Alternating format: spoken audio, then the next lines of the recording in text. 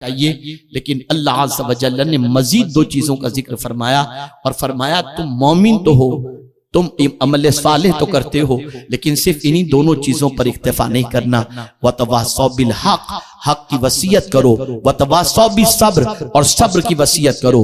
میرے پیارے آقا صلی اللہ تعالی علیہ وسلم کے پیارے دیوانوں، اس لیے کہ ہر کام کے اندر قدم قدم پر آزمائش اس دنیا کے اندر اللہ نے رکھی ہے، اور اس دنیا کی آزمائش کے اندر اگر دامن صبر چھوٹ جاتا ہے تو انسان تباہی اور بربادی کا شکار ہو جاتا ہے۔ آئیے میں آپ کو بتاؤں سب سے بڑی آزمائش جسے قرآن نے کہا ان ھذا لہو البلاء المبین، حضرت ابراہیم علیہ السلام، کتنی بڑی آزمائش۔ آپ ذرا سوچو، جس باپ کی شان قرآن یہ بیان کرتا ہے، جس ابراہیم علیہ السلام کی شان، ان ابراہیم لأواہ حلیم، بے شک ابراہیم بہت آہوزاری کرنے والے تھے، بہت نرم دل تھے حضرت ابراہیم علیہ السلام۔ قوم کی پریشانیوں کو دیکھتے تھے تو آہ آہ کرتے تھے، بہت حلیم الطبع تھے حضرت ابراہیم علیہ السلام۔ ایسے دل والے کو اللہ حکم دیتا ہے، وہ بھی خواب میں، کہ اپنے بیٹے کو ذبح کرو۔ آپ ذرا سوچو، بڑھاپے کے اندر بیٹے کی دولت سے اللہ نے مالا مال فرمایا، اور دل اتنا نرم، اور ایسے نرم دل والے کو اللہ اپنے ہی بیٹے کو ذبح کرنے کا حکم دیتا ہے۔ کتنا بڑا صبر کیا ہوگا حضرت ابراہیم علیہ السلام نے۔ اور پھر حضرت ابراہیم علیہ السلام اپنے بیٹے کی رائے لیتے ہیں، یا بنی انی ارا فی المنام انی اذبحک فانظر ماذا ترى۔ اللہ اکبر، اس بیٹے نے اپنے باپ کی تربیت کا جواب دیا، ماں کی تربیت کا جواب دیا۔ کیا کہا؟ یا ابت فعل ما تؤمر ستجدنی انشاء اللہ من الصابرین۔ ابا جان، جس کام کا آپ کو حکم ملا ہے آپ کر گزریے، ان قریب آپ مجھے صبر کرنے والا پائیں گے۔ اللہ اکبر۔ اسی کو ڈاکٹر اقبال نے کہا، یہ صبر کہاں سے حضرت اسماعیل کو ملا، یہ آداب فرزندی کہاں سے ملی؟ تو ڈاکٹر اقبال نے کہا، یہ فیضان نظر تھا یا مکتب کی کرامت تھی؟ سکھائی کس نے اسماعیل کو آداب فرزندی؟ یہ حضرت ابراہیم علیہ السلام کی تربیت کا نتیجہ تھا، ان کے فیضان نظر کا نتیجہ تھا، جس کی بنیاد پر اتنے بڑے امتحان کے اندر بھی حضرت ابراہیم علیہ السلام کو حضرت اسماعیل یہ نہیں کہتے ابا جان مجھے ماں سے مشورہ کر لینے دو، ابا جان یہ آپ کیسی بات کر رہے ہو، نہیں، بلکہ فوراً کہتے ہیں ابا جان جو حکم ملا ہے کر گزریے، انشاءاللہ مجھے آپ صبر کرنے والا پائیں گے۔ صبر بہت طاقتور چیز ہے، بہت عظیم چیز ہے، بہت قوت والی چیز ہے۔ اللہ اکبر۔ آپ تسبیح سے مراد وہ 100 دانے والی جس پر آپ نہ جانے کتنے اوراد و وظائف کرتے ہیں، نہ جانے کتنے عمل کرتے ہیں، نہ جانے کتنا ورد کرتے ہیں، نہ جانے کون کون سے عمل اس کے اوپر گنتے ہوئے پڑھتے ہیں۔ لیکن حضرت مولانا روم عارف رومی اللہ اکبر جو صوفیوں کے سردار ہیں، وہ کیا کہتے ہیں، کون سی تسبیح سب سے افضل، کون سی تسبیح سب سے طاقتور؟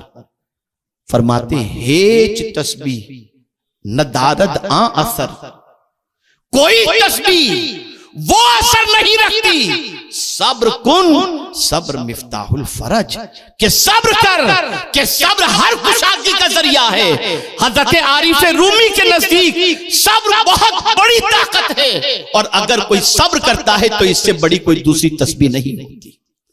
اے رسول اعظم صلی اللہ علیہ وسلم کے دیوانوں، صبر سے مراد پھر وہی چیز کی طرف میں آپ کو لا رہا ہوں، صبر علی الطاعہ، صبر علی البلاء، صبر عن المعصیہ، ان 3 چیزوں سے صبر کرنا ہے۔ اور جب کوئی ایسا صبر کرنے والا ہوتا ہے تو مرنے کے بعد جب بارگاہ سمدیت میں پہنچتا ہے تو جانتے ہیں آپ فرشتے اس کو کس صفت کی بنیاد پر سلام کرتے ہیں، کس خوبی کی بنیاد پر سلام کرتے ہیں؟ قرآن کہتا ہے فرشتے کہیں گے ایسے بندے کو، سلام علیکم بما صبرتم فنعم عقبى الدار، سلام ہو تم پر جو تم نے صبر کیا، اور کیا ہی جنت کا ٹھکانہ تمہارے لیے اچھا ٹھکانہ ہے۔ آپ اندازہ لگائیں میرے پیارے آقا صلی اللہ علیہ وسلم کے پیارے دیوانوں، آج ایک قسم صبر کی تو پائی جاتی ہے کہ مصیبت میں تو ہم صبر کرتے نظر آتے ہیں لیکن معصیت میں صبر نہیں کرتے، بلاؤں میں صبر کرتے ہوئے تو نظر آتے ہیں لیکن طاعت میں صبر کرتے نظر نہیں آتے۔ جب تک کہ ہم اپنی زندگی کو اس طریقے سے نہیں بنائیں گے، میں یقین کے ساتھ کہتا ہوں ہمارے حالات اچھے نہیں ہو سکتے۔ ہمیں صبر علی الطاعہ کی طرف بھی جانا ہوگا، صبر عن المعصیت کی طرف بھی جانا ہوگا، صبر علی البلا کی طرف بھی جانا ہوگا۔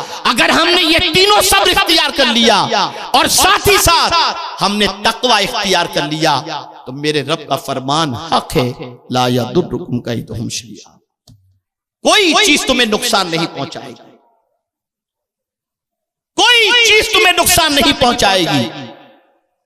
میرے پیارے آقا صلی اللہ علیہ وسلم کے پیارے دیوانوں، ہر خبر سے ہم ڈر رہے ہیں لیکن خدا کی عطا کردہ خبر جو قرآن مقدس میں گناہوں کی سزا سے متعلق ہے، ہم اس سے نہیں ڈر رہے۔ ہر خبر سے ہم ڈر رہے ہیں، جہنم کے عذاب کی خبر جو قرآن میں دی گئی اس سے ہم نہیں ڈر رہے۔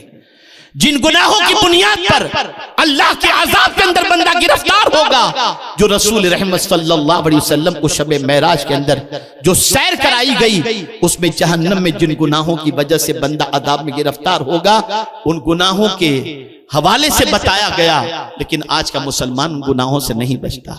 اے مسلمانوں، حالات کیسے بھی ہوں رہنمائی قرآن کرتا ہے، پریشانیاں کتنی بھی ہوں رہنمائی قرآن کرتا ہے، تاریخ بتا رہی ہے، لوگوں کی زندگی بتا رہی ہے، صحابہ کا عمل بتا رہا ہے، رسولان عظام کا عمل بتا رہا ہے کہ میرے پیارے آقا صلی اللہ علیہ وسلم کے پیارے دیوانوں، ان دو اوصاف کو اختیار کرنے کی بنیاد پر اللہ تعالیٰ نے کس طریقے سے ان کی مدد فرمائی۔ تقوی کتنی عظیم چیز ہے۔ اگر کوئی شخص تقوی اختیار کر لے تو جانتے ہیں اللہ کا وعدہ حق ہے، ان اکرمکم عند اللہ اتقاکم۔ اگر کوئی تقوی اختیار کر لے تو اس کے کوئی کام ادھورے نہیں رہتے۔ اللہ فرماتا ہے وَمَن يَتَّقِ اللَّهَ يَجْعَلْ لَهُ مِنْ أَمْرِهِ يُسْرًا، سب کام اس کے ایزی ہو جاتے ہیں۔ اگر کوئی تقوی اختیار کر لے تو اس کی تنگدستی دور ہو جاتی ہے۔ وَمَن يَتَّقِ اللَّهَ يَجْعَلْ لَهُ مَخْرَجًا وَيَرْزُقْهُ مِنْ حَيْثُ لَا يَحْتَسِبُ۔ لیکن ہمارا حال یہ ہے کہ ہم نے قرآن سے کوئی رہنمائی حاصل کرنا ضروری نہیں سمجھا۔ وہ کون سا پرابلم ہے، وہ کون سی پریشانی ہے جس کا سولیوشن اللہ نے اپنی کتاب میں نہیں عطا فرمایا؟ اللہ نے اپنی کتاب کے اندر ہمارے ہر پرابلمز کا سولیوشن عطا فرمایا ہے۔ اس قرآن سے رہنمائی حاصل کرو۔ اور میں آج آخری پیغام اپنی خطاب کا آپ کو یہ دینا چاہوں گا، اب گناہوں سے رشتہ توڑ دو۔ جتنے گناہ کرو گے اتنے بزدل بنو گے، جتنے گناہ کرو گے اتنا تمہارا دل ہلکا کمزور ہوتا جائے گا، جتنے گناہ کرو گے تمہارا سکون ختم ہو جائے گا، اور جتنی نیکی کرو گے اللہ تمہارے سینے کو سکون سے بھر دیا کرے گا۔ اللہ عز و جل گناہوں سے بچنے کے عوض کے اندر کتنی عظیم دولت عطا کرتا ہے۔ اللہ عز و جل ارشاد فرماتا ہے ان تجتنبوا کبائر ما تنہون عنہ نکفر عنکم سیئاتکم وندخلکم مدخلا کریما۔ ہمارا کوئی بھی نوجوان اب آوارگی کی طرف نہ جائے، ڈرگز سپلائی کی طرف نہ جائے، ڈرگز پینے کی طرف نہ جائے، شراب کی طرف نہ جائے، زنا کی طرف نہ جائے، آوارگی کی طرف نہ جائے، گٹکا کی طرف نہ جائے، بلکہ اپنے آپ کو ہر گناہ سے روکے، ہر نیکی کے لیے وہ اپنے قدم کو بڑھائے، اللہ کی عبادت کے سلسلے میں وہ دامن صبر کو تھام لے کہ میں کچھ بھی کر لوں گا لیکن اللہ عز و جل اور اس کے رسول صلی اللہ علیہ وسلم کی اطاعت سے روگردانی نہیں کروں گا۔ اور اسی کے ساتھ ساتھ اگر آزمائش کا مرحلہ آئے تو میرے کریم نے فرمایا استعینوا بالصبر والصلاۃ، صبر اور نماز سے مدد طلب کرو، ان اللہ مع الصابرین، کہ بے شک اللہ صبر کرنے والوں کے ساتھ ہے۔ تو آج میرا پیغام یہی ہے کہ اے رسول اعظم صلی اللہ علیہ وسلم کے دیوانوں، صبر اور تقوی کو دونوں کو اختیار کرو۔ انشاءاللہ العظیم ان دونوں چیزوں کو اختیار کرنے کی بنیاد پر دنیا کے ہر ایک کے بنائے ہوئے منصوبے فیل ہو جائیں گے اور مولا ہر ایک کی شرارتوں سے ہماری حفاظت فرمائے گا۔